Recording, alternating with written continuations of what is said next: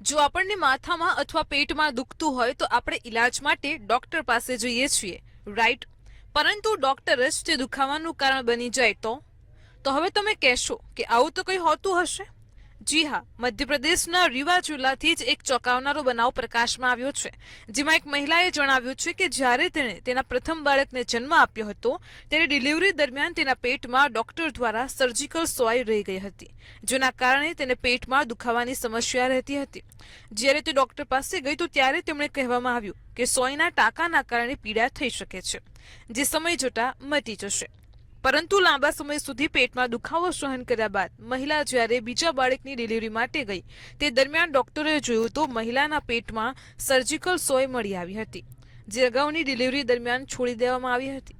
અને આ પછી તે સ્પષ્ટ થયું કે મહિલાએ 2 વર્ષ સુધી સોય પેટમાં હોવાના કારણે દુખાવો સહન કર્યો હતો. તમને જણાવી દઈએ કે આ સોય પેટમાં હોવાના કારણે બાળકના શરીરમાં ઘણી જગ્યાએ ઘા થયા હતા, જેના કારણે બાળકની હાલત નાજુક બની ગઈ હતી.